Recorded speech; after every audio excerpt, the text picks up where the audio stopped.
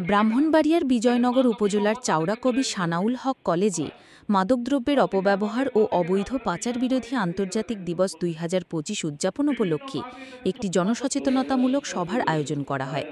Sarail battalion ২৫ বিজিবি-এর উদ্যোগে বৃহস্পতিবার ২৬ June সকাল ১০টায় কলেজের আলোচনা সভাকক্ষে এই অনুষ্ঠান অনুষ্ঠিত হয়। বিজয়নগর প্রতিনিধি মোহাম্মদ শামীম মিয়ার প্রতিবেদনে থাকছে বিস্তারিত। সভায় প্রধান অতিথি হিসেবে উপস্থিত ছিলেন লেফটেন্যান্ট কর্নেল আব্দুল জাব্বার।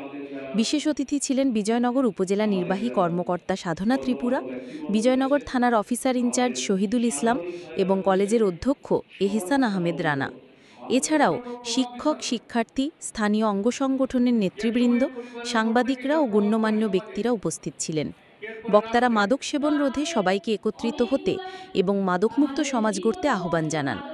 তারা বলেন, মাদককে না বলুন, জীবনকে ভালোবাসুন এবং মাদক ব্যবসায়ীরা দেশ ও জাতির শত্রু, তাদের আইনের আওতায় আনা জরুরি।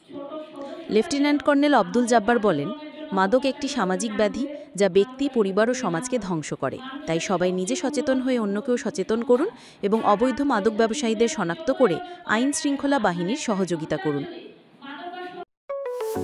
আপনার স্বপ্নের যাত্রা হোক ফ্লাই ইনফিনিটির সাথে।